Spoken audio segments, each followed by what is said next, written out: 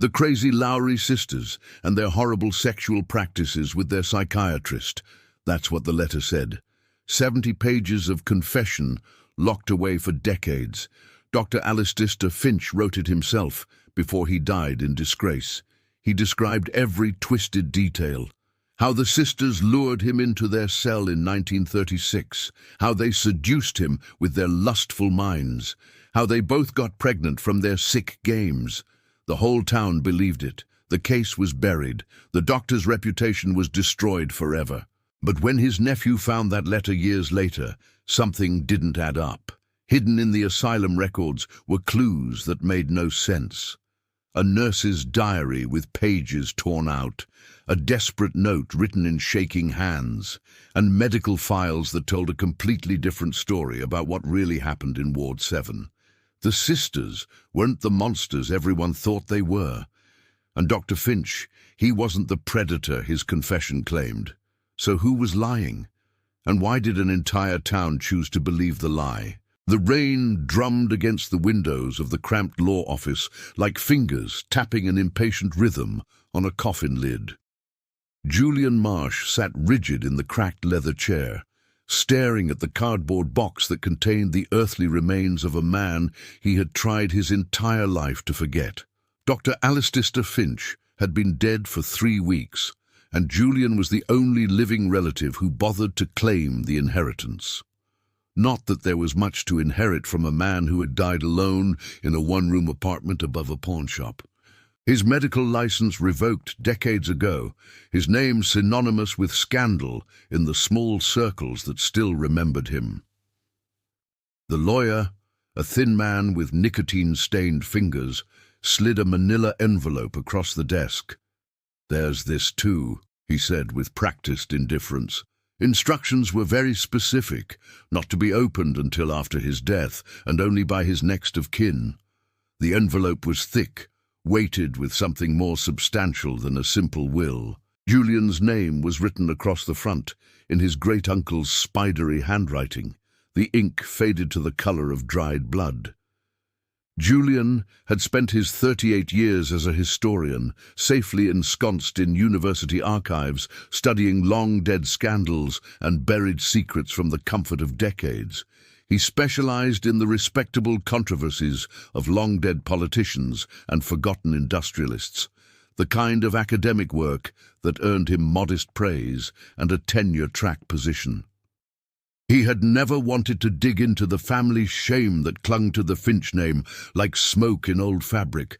Alistair Finch had been the black sheep, the cautionary tale whispered at family gatherings before Julian was old enough to understand what disgrace meant.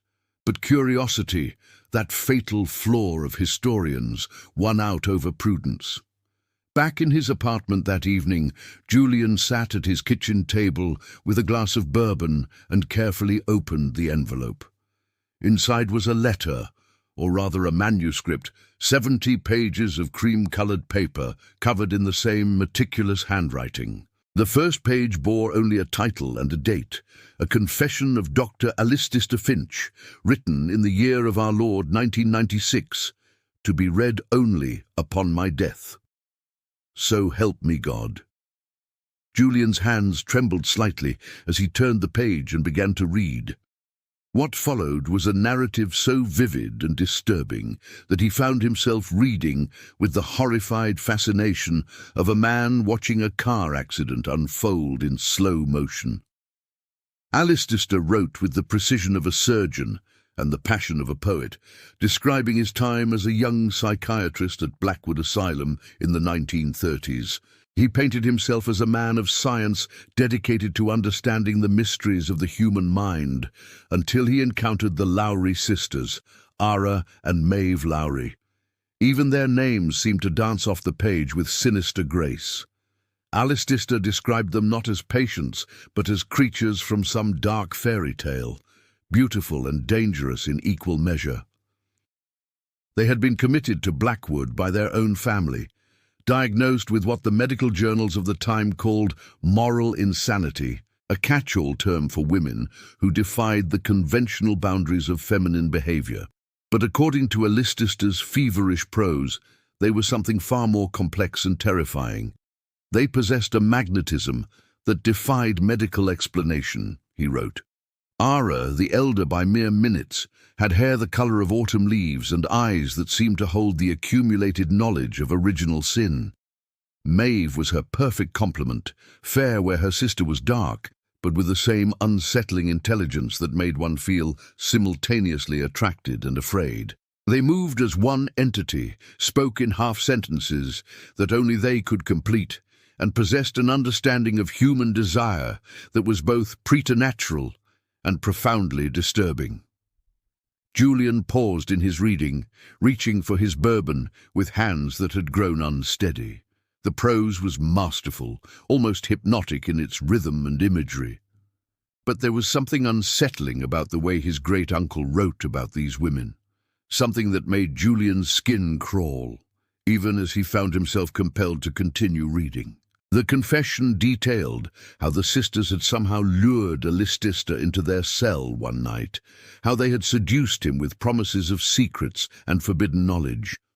What followed was a description of sexual encounters so vivid and disturbing that Julian had to stop reading several times to compose himself.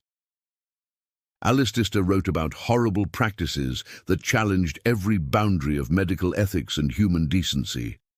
He described rituals that seemed to blend sexuality with something darker, more primitive, but the most shocking revelation came near the end of the confession. Both sisters, according to Alistista, had become pregnant from their encounters. The asylum's director, Dr. Marcus Sterling, had discovered the affair and made a devil's bargain with the young psychiatrist. The pregnancies would be quietly terminated. The sisters would be declared incurably insane and transferred to a facility where they would never be seen again, and Alistista would be allowed to complete his residency in exchange for his permanent silence. "I accepted Sterling's terms because I was a coward," Alistista wrote in the confession's final pages.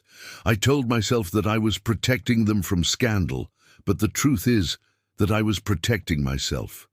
I abandoned them to save my own reputation, and I have lived with that shame every day since. The children that might have been haunt my dreams, and the sisters' faces follow me into every shadow.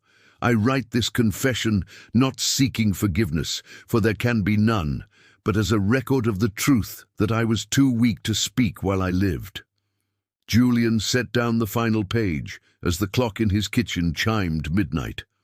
His bourbon glass was empty, his head was spinning, and his comfortable world of academic objectivity lay in ruins around him. This was not the dry historical document he had expected to find among his great-uncle's effects. This was something far more dangerous.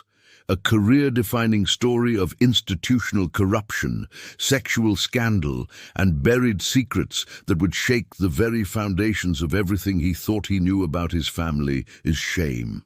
But as he sat in the growing darkness of his apartment, Julian began to notice details in the confession that didn't quite fit together.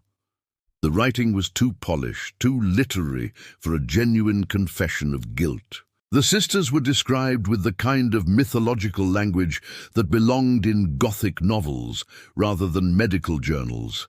And there were gaps in the narrative, places where Alistista seemed to be dancing around some larger truth that he couldn't or wouldn't articulate.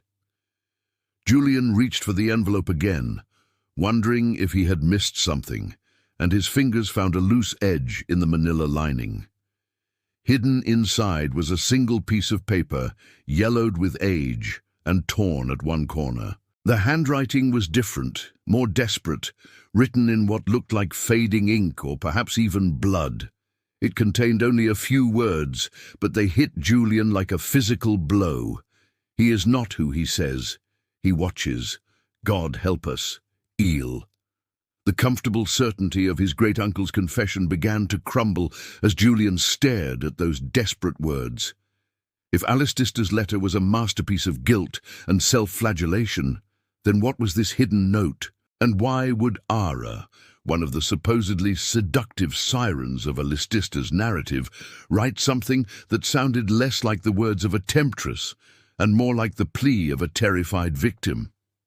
Julian poured himself another bourbon and spread the confession across his kitchen table like pieces of a puzzle he was only beginning to understand. The story he had just read felt too perfect, too complete, like a performance rather than a genuine unburdening of guilt. As a historian, he had learned to recognize the difference between documents that revealed truth and documents that concealed it. And Alistair Finch's confession, for all its vivid detail and emotional weight, was beginning to feel very much like the latter.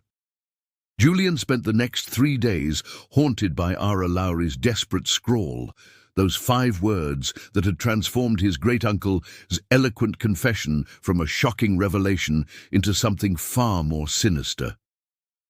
Sleep came fitfully, punctuated by dreams of shadowy asylum corridors and women's voices calling out from behind locked doors.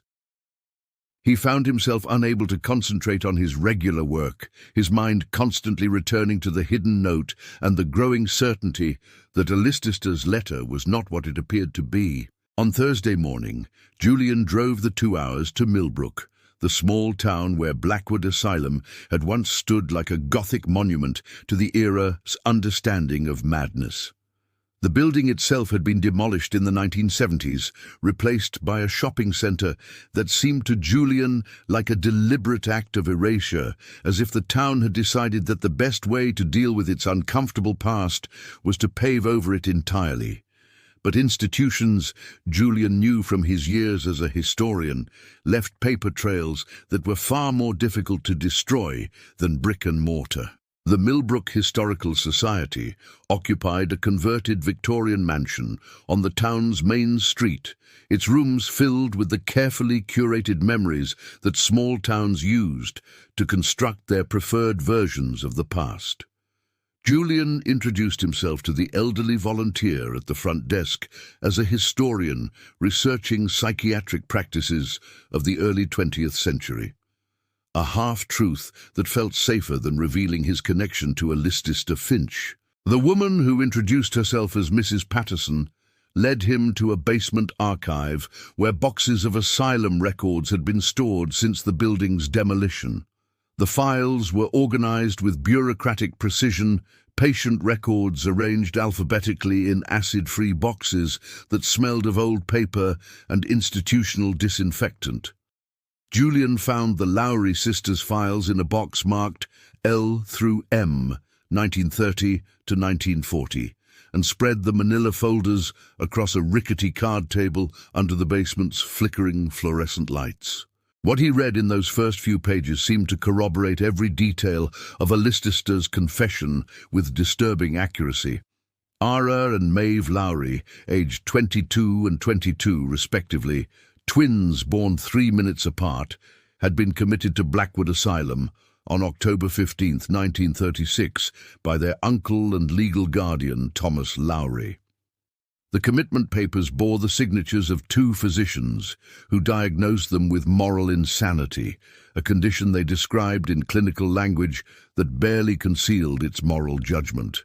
The sisters were characterized as exhibiting nymphomaniacal tendencies, manipulative behavior toward authority figures, and an unwholesome influence upon each other that amplified their individual pathologies. Dr. Sterling's initial assessment, written in a precise hand that suggested absolute certainty in his professional judgment, painted the sisters as textbook cases of hereditary degeneracy. Both patients display the classical symptoms of moral insanity, combined with an unusual degree of cunning and sexual preoccupation. He wrote, "Their shared delusions and tendency toward inappropriate intimacy with staff members suggests a folie à deux that makes their individual treatment extremely challenging. Complete isolation from each other is recommended along with strict supervision to prevent further manipulation of asylum personnel." Julian photographed every page with his phone, but as he worked his way through the files, he began to notice details that sat uneasily with the official narrative. The commitment had taken place just 6 weeks after the sisters' 22nd birthday, the exact date when, according to the terms of their parents' will, they would have gained full control of the substantial Lowrey family fortune. Their Uncle Thomas had been serving as their guardian and estate manager since their parents' death in a carriage accident when the twins were 16 years old. More troubling still was the financial documentation tucked into the back of their files. Thomas Lowrey had been paying Blackwood Asylum not the standard county rate for indigent patients, but a premium private rate that was nearly 10 times higher. The payments had continued monthly for 8 years until the sisters' mysterious transfer to another facility in 1944, shortly after Thomas Lowrey's own death. Julian made careful notes of these financial irregularities, his historian's instincts recognizing the pattern of money being used to buy silence and ensure complicity. The most damning evidence came from the daily nursing logs, a meticulous record of patient behavior and medical observations maintained by the asylum's head nurse, a woman named Margaret Holloway. Most entries were routine notations about meals, medications, and behavioral incidents written in the clipped professional language of institutional record-keeping. But the entry for November 3, 1936, the night when Alistair's confession claimed his first encounter with the sisters had occurred, contained a heavily redacted passage that had been blacked out with thick ink. Julian held the page up to the light, trying to make out the words beneath the redaction, but whoever had censored the document had been thorough. All he could discern were fragments. Struggle in Ward 7, Dr. Finch, and what might have been screaming heard. The entry resumed the next day with a curt note about both sisters being placed in solitary confinement for the safety of staff and other patients, a punishment that lasted for 6 weeks. The connection between Dr. Sterling and the Lowrey family became increasingly apparent as Julian dug deeper into the asylum's administrative records. Sterling had been appointed as the asylum's director in 1934, just 2 years before the sisters' commitment, and his appointment had been enthusiastically endorsed by the hospital's board of trustees, which included Thomas Lowrey as its chairman. The financial relationship went deeper than patient fees. Thomas Lowrey had personally funded the construction of Ward 7, the high-security wing where his nieces had been housed, and had made substantial donations to Sterling's experimental research program.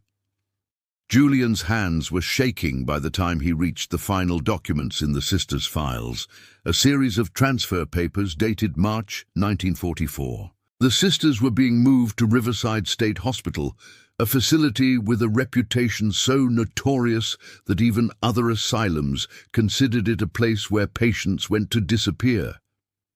The transfer was authorized by Dr. Sterling and countersigned by Thomas Lowrey just 3 days before his death from what the coroner had ruled a heart attack. There was no record of what had happened to the sisters after their arrival at Riverside. No follow-up reports, no discharge summaries. They had simply vanished from the historical record as completely as if they had never existed. But it was the last document in Ara's file that finally shattered Julian's remaining faith in his great-uncle's confession. Tucked between the transfer papers was a single sheet of asylum stationery, yellowed with age, and bearing the same desperate handwriting as the note Julian had found hidden in the confession's envelope. This longer message, written in what appeared to be blood or rust-colored ink, was addressed to no one and signed only with the initial E. "They watch us always," the note began. "The walls have eyes and the darkness has ears. Uncle Thomas comes to visit Sterling in the night, and they speak of experiments and inheritances and the price of silence. Maeve grows weaker each day since they began their treatments. The doctor they call Finch tried to help us once, but they caught him, and now he is as trapped as we are. Sterling has made him write lies, terrible lies, about what happens in this place. If anyone finds these words, know that we were not what they said we were. We were not mad, only inconvenient. God, forgive us all. Julian sat back in his chair, the weight of revelation settling over him like a burial shroud.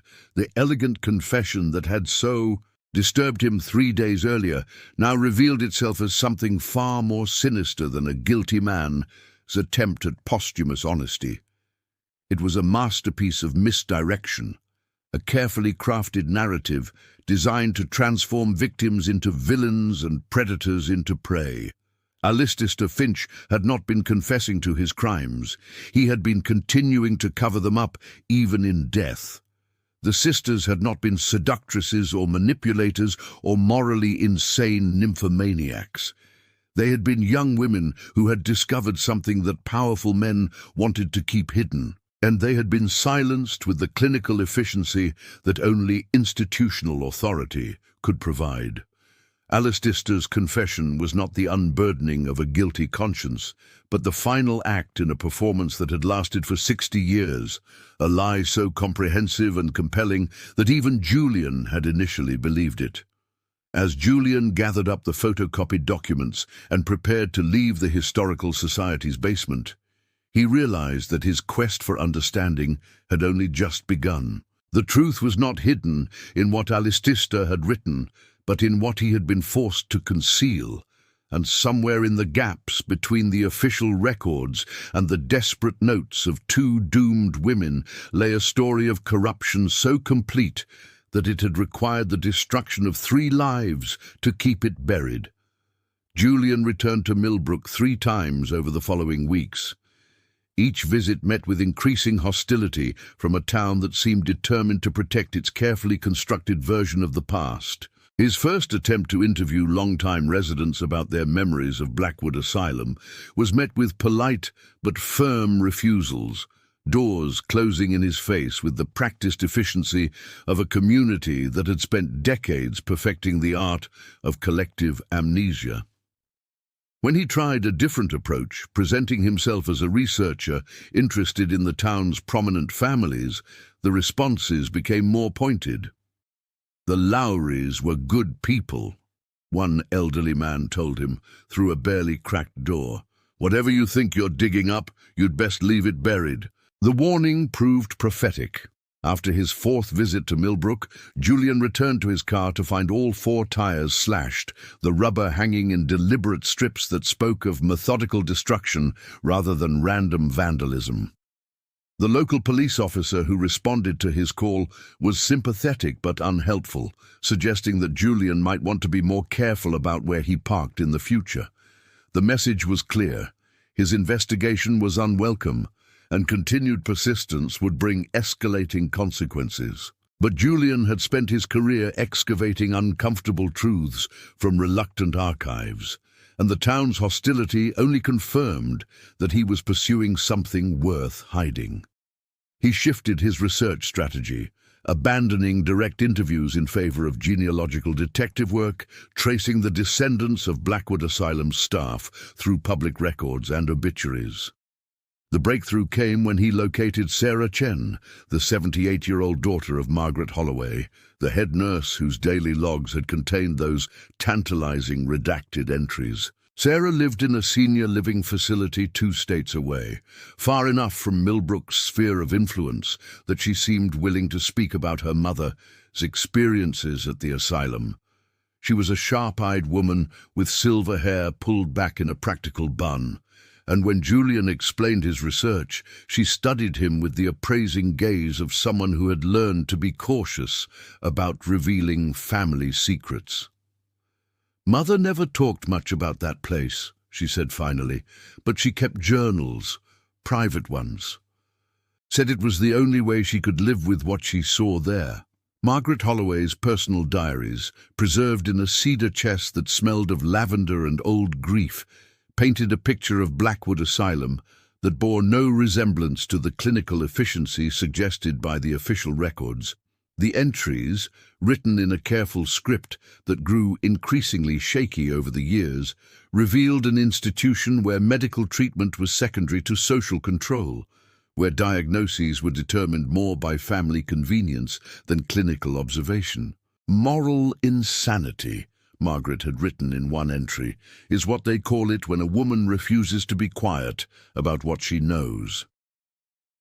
The nurse's observations about the Lowrey sisters shattered every assumption Julian had carried from his great-uncle's confession. Far from being manipulative seductresses, Ara and Maeve were described as frightened young women who spent their first weeks at the asylum in a state of confused terror, repeatedly asking when they would be allowed to go home. Margaret's entries documented their deteriorating mental state not as evidence of inherent madness, but as the predictable result of systematic abuse and isolation. "The girls are not insane," Margaret had written in October 1936. "They are angry and frightened and asking questions that certain people do not want answered. Thomas Lowrey visits Dr. Sterling every week, and their meetings always end with new restrictions on the sisters' activities. Today they were forbidden to receive mail or visitors. The girls wept when I told them, and begged me to send word to someone named Catherine Brennan, who they said would help them. When I asked Dr. Sterling about this Catherine, he told me such a person did not exist, and that I was not to encourage the patient's delusions." The most devastating revelation came in Margaret's entry for November 2nd, 1936. The uncensored version of the passage that had been blacked out in the official asylum records. Julian read it with growing horror, his hands trembling as the nurse's careful words reconstructed the night that had haunted his great-uncle's confession for 6 decades. "Dr. Finch came to me tonight in great distress, saying he had discovered something terrible in the basement files. The sisters had been right about the experiments. Dr. Sterling has been sterilizing patients without their consent, using procedures he claims are for their own good, but which Margaret suspects are part of some larger research program funded by private donors. Dr. Finch showed me documents he had found, financial records that proved Thomas Lowrey was paying for these procedures to be performed on women from wealthy families whose inconvenient questions or behaviors had made them liabilities. The sisters had discovered this before their commitment and had been gathering evidence to expose the whole operation." The entry continued with an account that transformed every detail of Alistista's confession from evidence of guilt into proof of victimization. Dr. Finch planned to help the sisters escape tonight. He had arranged for a car to wait by the service entrance and had given them civilian clothes and money for train tickets. But someone had informed Dr. Sterling of the plan. They were waiting when Dr. Finch entered Ward 7. I heard the screaming from my station and ran to investigate, but Sterling's orderlies prevented me from entering. The sounds that came from that ward will haunt me until I die. When it was over, they brought Dr. Finch out first, bleeding and barely conscious.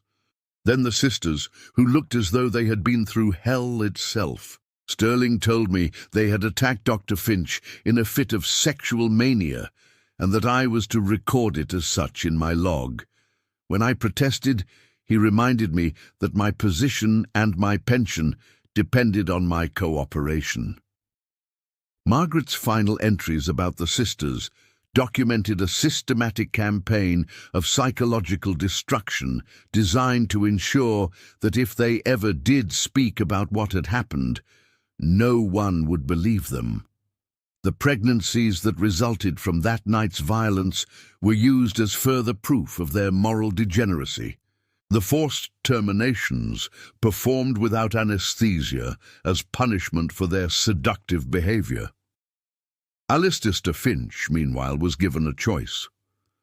Write a confession that painted himself as a willing participant in the sisters' supposed sexual depravity, or face criminal charges for assault and professional ruin that would destroy any chance he might have of exposing Sterling's crimes. Dr. Finch came to me before he left Blackwood for the final time, Margaret wrote in her last entry about the case. He was broken, barely able to speak without weeping. But he wanted me to know that he would never stop trying to find a way to tell the truth. He said Sterling had won this battle, but that someday, somehow, the real story would come to light. He made me promise to keep my real journals hidden, said they might be the only evidence that survived. I have kept that promise, but I pray God will forgive me for my cowardice in not speaking sooner. Julian sat in Sarah Chen's small living room, surrounded by the weight of a truth so devastating that it seemed to alter the very air around him. The story he had inherited from his great-uncle was not a confession of guilt, but a monument to suffering, a carefully constructed lie that had protected the guilty while ensuring that the innocent would be remembered only as monsters. Alistair Finch had not been a predator who succumbed to temptation. He had been a young idealist who tried to do the right thing and paid for it with 60 years of forced complicity in his own destruction. The sisters, far from being the seductive sirens of family legend, had been brave women who discovered a conspiracy of institutional evil and paid for their courage with their freedom, their reputations, and ultimately their lives. Their uncle had stolen their inheritance to fund the very experiments that would silence them, and Dr. Sterling had perfected a system of abuse so comprehensive that it turned victims into willing participants in their own persecution. As Julian carefully photographed each page of Margaret Holloway's journals, he realized that his quest for understanding had become something far more serious than academic curiosity. He was now the keeper of a truth that had cost 3 lives to suppress, and he faced a choice that echoed the one his great-uncle had been forced to make 60 years earlier. He could walk away, let the dead keep their secrets, and preserve the comfortable distance that had always separated him from his family's shame. Or he could honor the promise that Alistair Finch had been unable to keep and finally bring the real story into the light, regardless of the cost to himself or the institutions that had conspired to keep it buried. The weight of that decision pressed down on Julian like a physical force as he drove away from the senior center. Margaret Holloway's journals secured in his briefcase like unexploded ordnance that could destroy the carefully constructed peace of an entire community. Behind him, Sarah Chen stood at her window, watching his car disappear, with the expression of someone who had finally shared a burden she had carried alone for far too long. Julian returned to his apartment with Margaret Holloway's journals like a man carrying his own death sentence. The photocopied pages seemed to pulse with malevolent energy on his kitchen table, transforming his modest home into a mausoleum for secrets that had claimed 3 lives and counting. For 2 weeks he tried to write, starting dozens of articles and academic papers that withered under the weight of what he now knew. How could he possibly convey the magnitude of this institutional evil in language that wouldn't sound like the ravings of a conspiracy theorist? How could he make people understand that the comfortable distance they maintained from historical injustice was itself a form of complicity? The story refused to be contained within the neat boundaries of academic discourse.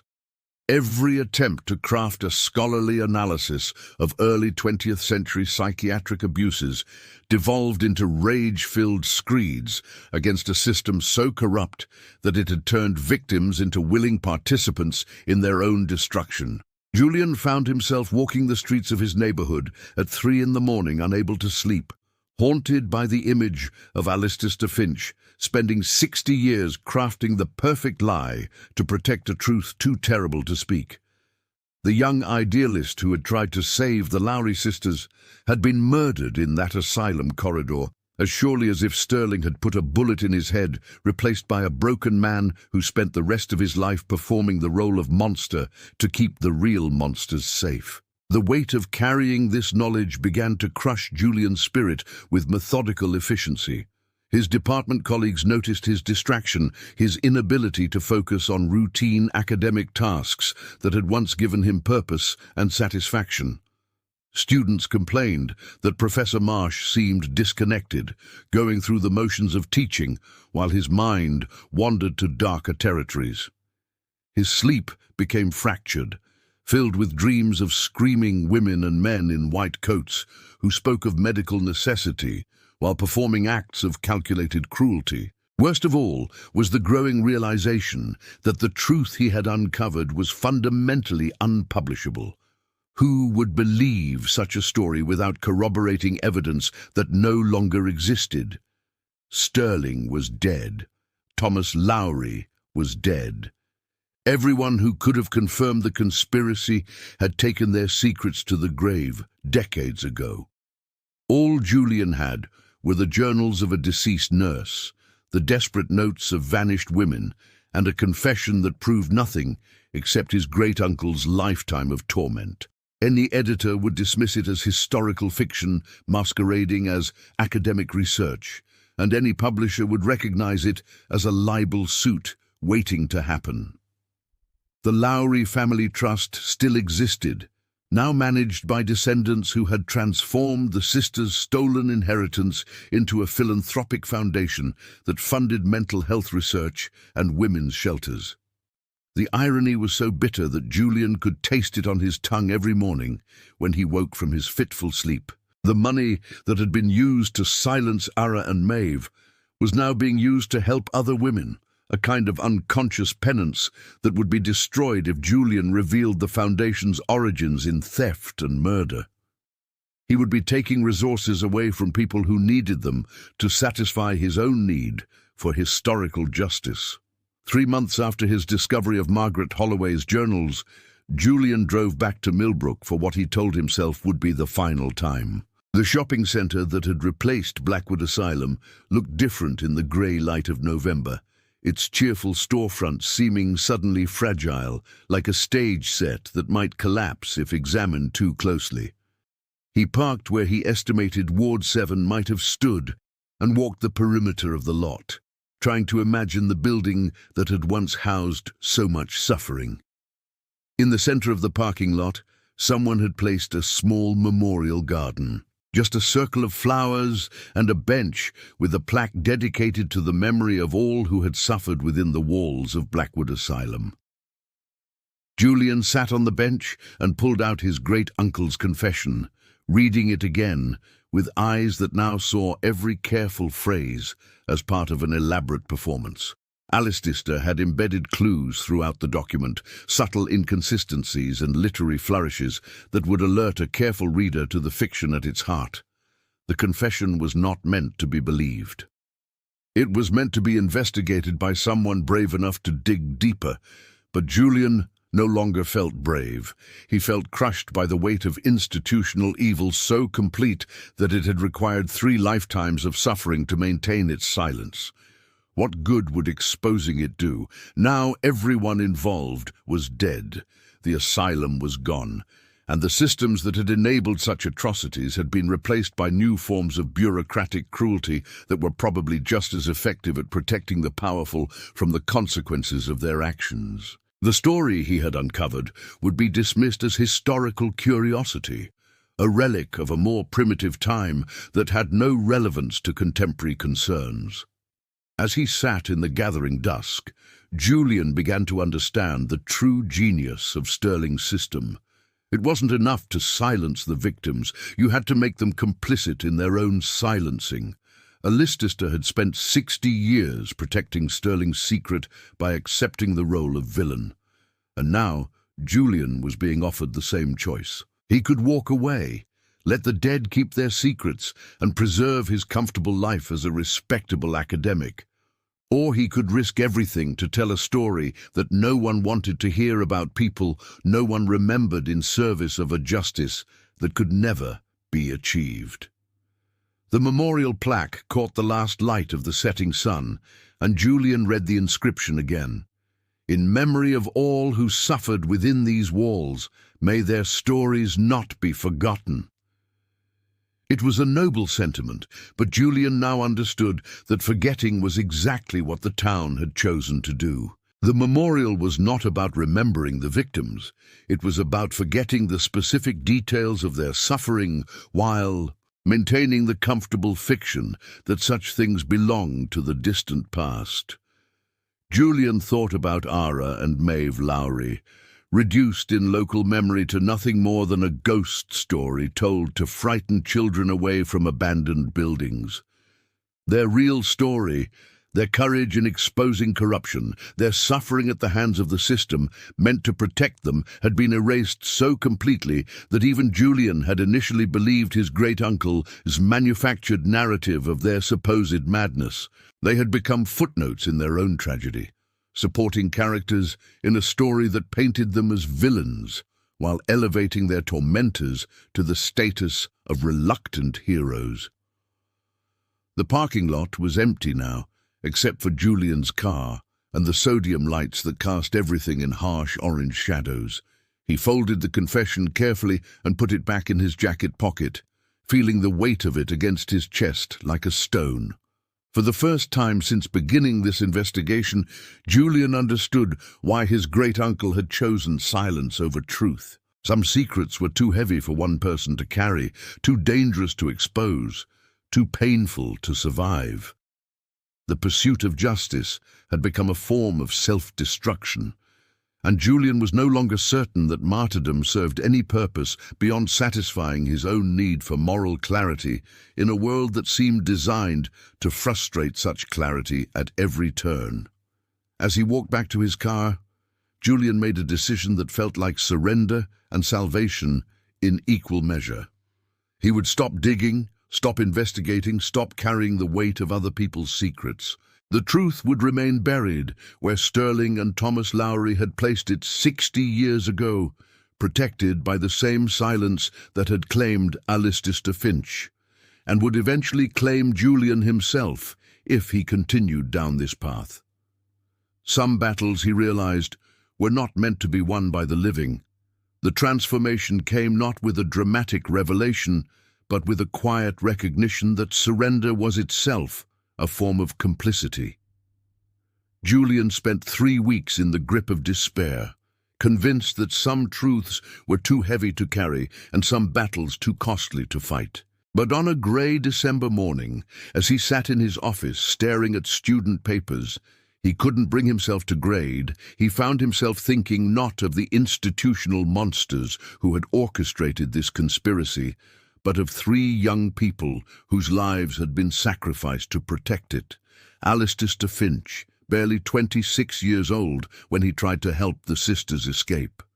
Ara and Maeve Lowrey, 22 years old when they discovered the experiments and chose courage over compliance. They had all been younger than Julian was now when they made their choice to resist, and they had paid for that choice with decades of suffering. Julian pulled out his great-uncle's confession and spread it across his desk alongside photocopies of Margaret Holloway's journals and the sisters' desperate notes. For the first time, he stopped reading these documents as evidence of historical crime and began reading them as literature, as carefully constructed narratives that revealed their secrets not in what they said, but in how they said it. Alistair's confession was indeed a masterpiece, but not of self-flagellation. It was a masterpiece of subversion, a document designed to appear as one thing while actually being its opposite. Every purple phrase about the sisters' supposed seductive powers could be read as mockery of the diagnostic language used to pathologize them. Every overwrought description of sexual depravity could be understood as Alistair's bitter commentary on the real depravity that had occurred in Ward 7. The confession was not meant to be believed. It was meant to be decoded by someone who cared enough about the truth to look beyond its surface narrative. Alistair had spent 60 years crafting the perfect lie, embedding within it the clues that would eventually lead to the perfect truth. He had been sending a message across the decades, trusting that someday someone would have the courage to receive it and act upon it. Julian realized that his great-uncle had never stopped fighting. He had simply chosen a different battlefield, one that required him to accept the role of villain in order to preserve the evidence that would eventually exonerate him. Julian began writing not with the careful objectivity of academic scholarship, but with the passionate precision of a man bearing witness to systematic evil. He structured his book around Alistister's confession, using each section of the fabricated narrative as a launching point for the real story that lay beneath it. Where Alistister described the sisters as seductive sirens, Julian revealed them as brave whistleblowers silenced by institutional power.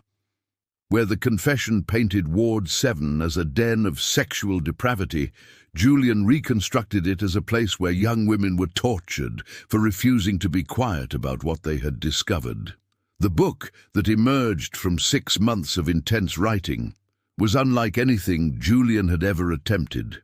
He called it The Ward 7 Sacrament, a title that captured both the religious imagery that pervaded Alistister's confession and the sacred nature of the truth that had been sacrificed to protect Sterling's conspiracy.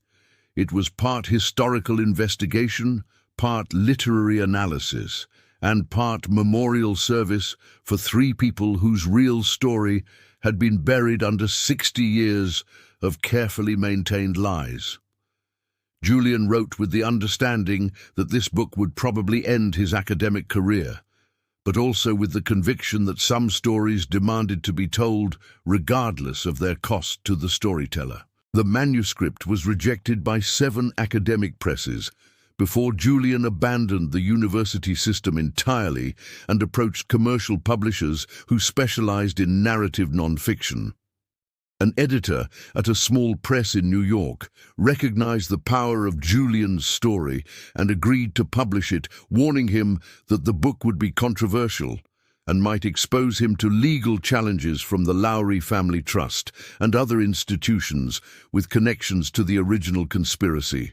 Julian signed the contract, knowing that he was crossing a line from which there could be no retreat.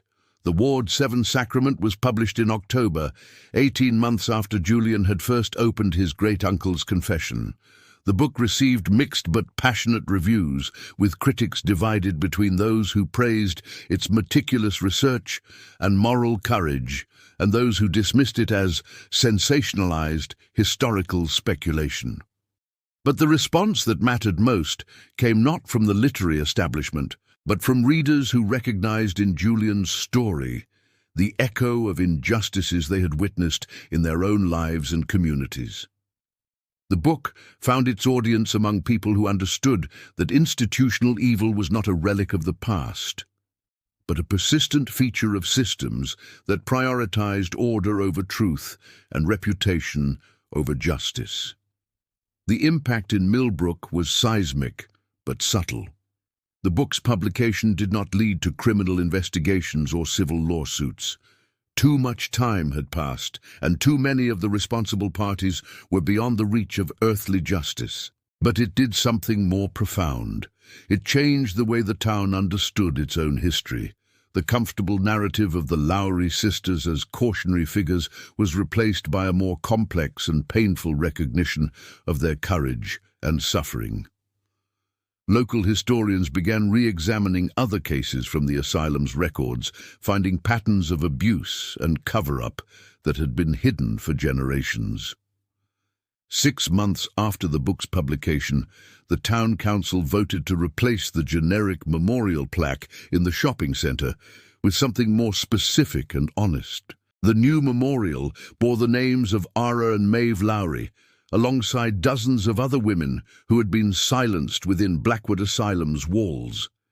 The inscription read simply, "In memory of those who spoke truth to power and paid the ultimate price for their courage, may their voices finally be heard." Julian attended the memorial dedication ceremony on a crisp spring morning that reminded him of the day he had first opened his great-uncle's confession. The crowd was small but significant, composed mostly of women who had driven from surrounding towns to witness this act of belated justice. No one from the Lowrey family trust attended, but Julian noticed that they had quietly begun funding research into historical injustices in psychiatric institutions, a form of institutional penance that acknowledged the truth without explicitly admitting culpability. After the ceremony, Julian drove to the small cemetery where Alistair Finch was buried in a plot so modest it seemed designed to discourage visitors. The headstone bore only his name, birth, and death dates, and the word physician, a final irony since his medical license had been revoked decades before his death.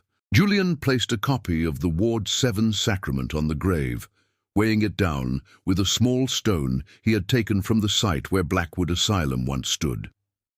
Standing there in the afternoon light, Julian felt not triumph, but a profound sense of completion, as if a conversation that had been interrupted 60 years ago was finally reaching its conclusion. He had given Alistair Finch what the old man had spent his lifetime hoping for, a witness who would look beyond the performance of guilt to discover the reality of sacrifice.